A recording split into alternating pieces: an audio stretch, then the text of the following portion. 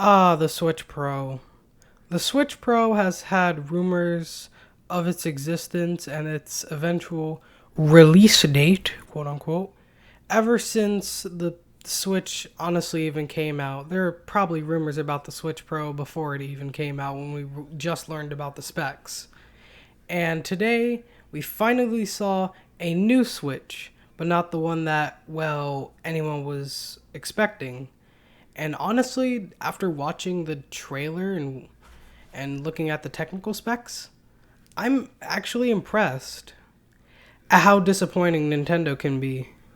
And that's saying something, especially because I already have very low expectations for Nintendo, and especially after the really good E3 that they had. Why am I disappointed? Because basically nothing has changed about it. Bruh.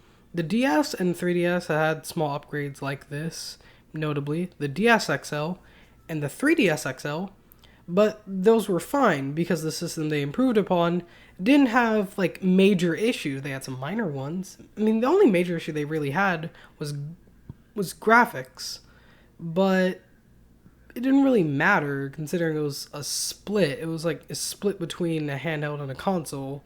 And the Switch isn't, and the Switch has tons of issues. The biggest ones being Joy-Con drift and horrendous online, just to name a few. And the upgrades themselves are very minor and should have already been in the Switch already.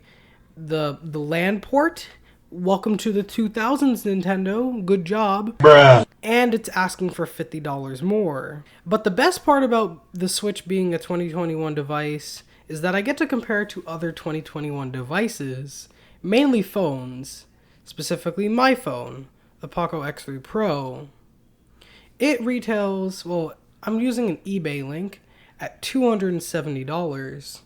This, plus the Razer Kishi controller, which, by the way, with the case, you have to cut out a little thing on it, like the little cover. Basically leads to a perfect fit when you take out the inserts for the Kishi, by the way. It is $80. It's going for $70 right now in Best Buy, but it usually retails for $80. Makes it exactly $350. Same as a Switch OLED. Now I'm going to go over the technical specs of the Switch Pro OLED and compare them to the Poco X3 Pro. Spoiler alert, the phone wins. Sorry, Nintendo fanboys. The screen, now it's OLED, so it means it's going to have definitely better colors. And considering that, OLED actually saves battery life when it's, like the pixels are dark, it means it's going to get better battery life, at least in the menus. However, the thing that makes, kind of the whole system, but especially the screen, completely irrelevant is it's still 720p, which is already bad enough on a 6.2-inch display, considering I could pretty easily notice 720p and 1080p when I had a Galaxy S9 that had a 1440p display. I don't know why I couldn't notice between 1080p and 1440p, but I definitely could with 720p and 1080p, and that was a 5.8-inch screen, and it was a little thinner too. The screen is now 7 inches. It's getting closer to phablet sizes. Or really big phones, because they just keep getting bigger. That means that 720p is going to be even more fucking noticeable. And it's $350. And you still have to worry about the fucking burn-in. Also, OLED isn't even that important, as a lot of phones, even at the similar price point, have OLED, or more importantly, AMOLED technology. The PS Vita had fucking OLED in 2012. Jesus. The Poco X3, on the other hand, has an IPS LCD display, so it does mean it's going to have worse colors, but it not only has double the refresh rate at 120 Hz, which is, doesn't use in that many games, mainly just Geometry Dash, which makes it feel really fucking smooth. It has HDR10 support, which is going to make the colors pop just as much as the Switch OLEDs is.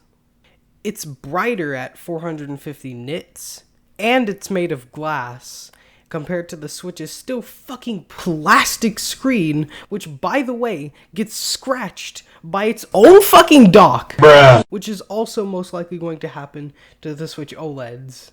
even though it's redesigned, which means that that color difference is not going to mean anything. The Switch OLED has 64 gigs of internal storage. I can't even make a joke about this. This is still incredibly small, especially for a gaming console. Even at $200, most phones have 64 gigabytes of storage. Only around 150 to 100 do lots of phones have 32 gigs of storage, excluding any used phones. Compare that to the Poco X3 Pro, which has double that storage and 2 gigabytes of RAM. 2 more gigabytes of RAM. For a gaming console, I'd say at least 128. I've already filled up my phone incredibly quickly with a lot of games and also, a lot of photos as well. A lot of photos and videos as well.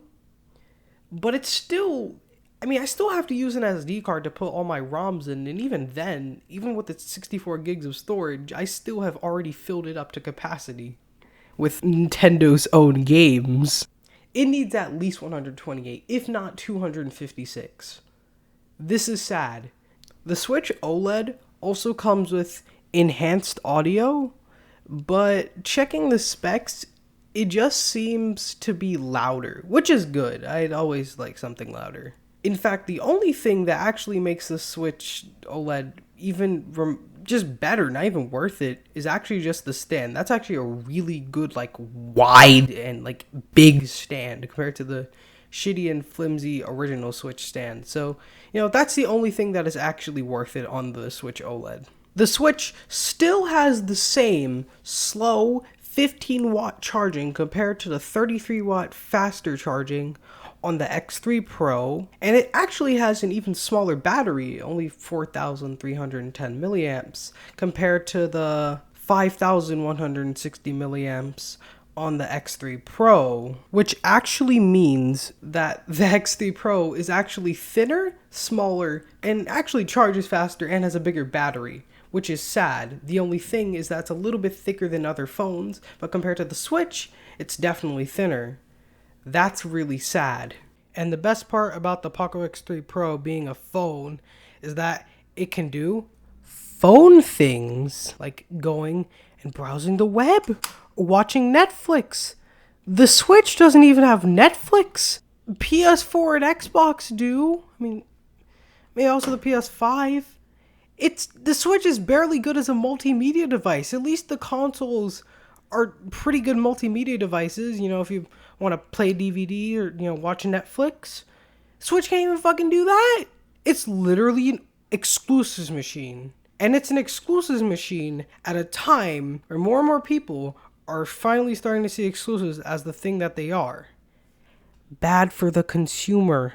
However, I actually think the worst part about the Switch OLED's existence is that Nintendo, just released this.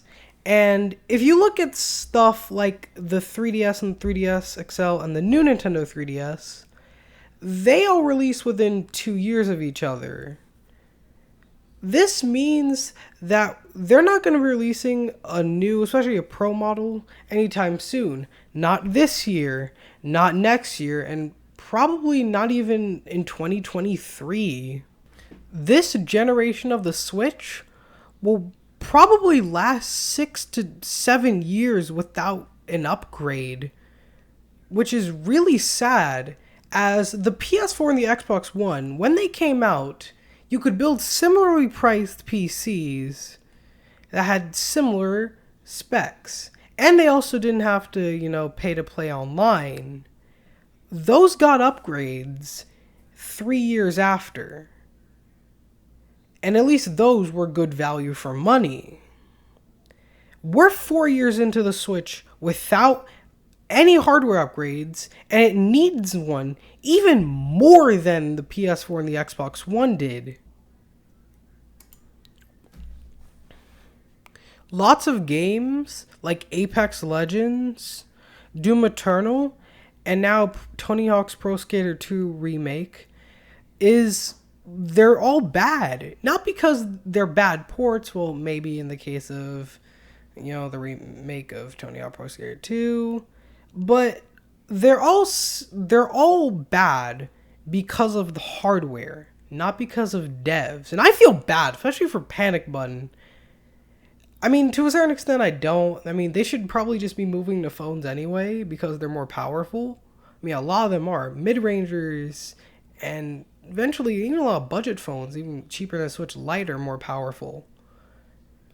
But at the same time, they basically had to suffer to try and get a port that's somewhat playable on a system that probably not even that many people are going to be playing it on because they're, well, I mean, the games aren't that big. It's just that the Switch also has like no storage on it. The worst part is that Skyline emulator, which is what's actually not an emulator, it's, Wine for Linux. It's more of a converter. That's getting more and more development as the years go by, and it's most likely going to be a lot more complete I'd give it early to mid 2022 to be complete. Maybe if we're lucky, late 2021. In fact, I wouldn't support it, but there's already kind of a Switch emulator that isn't that great, and it uses a lot of stolen code from Yuzu. But it can emulate some Switch games. It can technically emulate all of them. It's just that it can emulate some at full speed.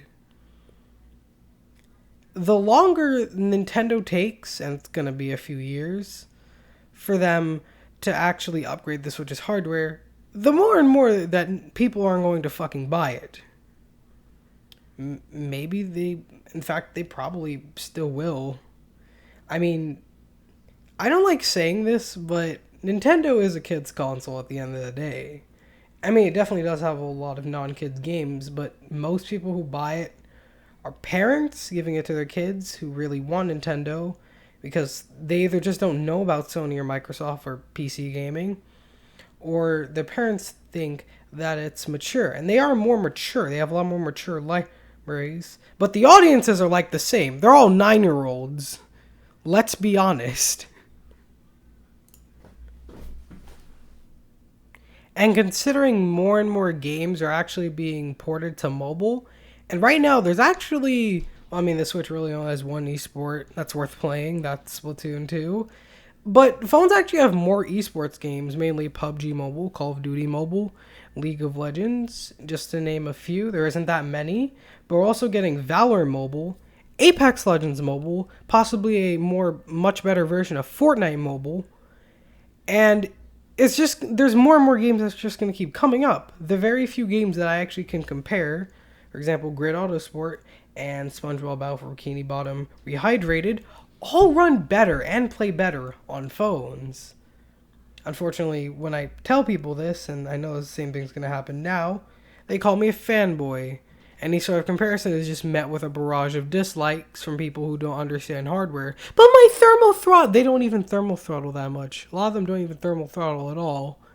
And if they do, it's only around 10 to 20% at most.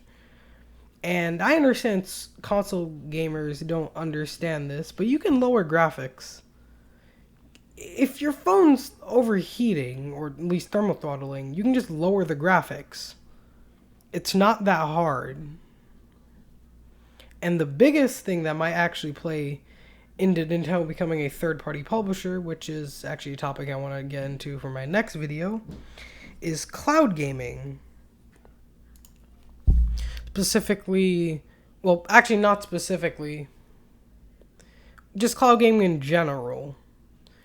If you have a phone, any phone, it could be $100 to $1,000, all it needs is a good connection. A lot of people around the world have a decent connection, in popularity of 5G rising, getting insane internet speeds. Just streaming games over the internet without even having to buy them or download them, regardless of hardware, there's going to basically be no point of the Switch's existence. In fact, there's already some games that already use this, mainly Hitman 3 and Control. So what am I saying here? Well, my conclusion is that don't buy any Switch, especially not the OLED. They're just ripping you off.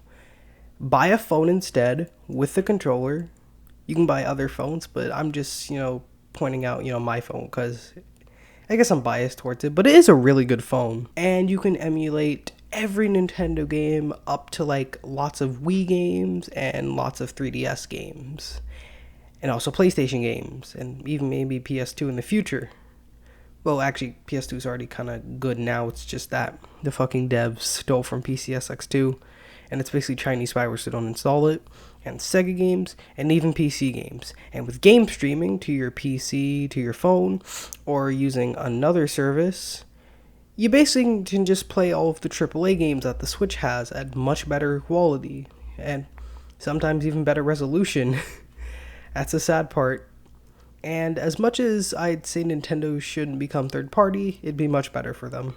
Well, better for every gamer. Not for them, though. They wouldn't make that much money. But then again, who cares? They're already wiping their tears with $100 bills anyway. So, shut up, phone. It doesn't matter. And yes, I really don't like Nintendo. I used to, but I just really don't now. Anyway, thank you. Thank you for watching the full video. If you're new here, make sure to like, subscribe, and hit the bell for more of my content. If you're not new here and already subscribed, just hit the like button. And I'm thankful for for the few people that watch my channel to I guess like my content. Thank you.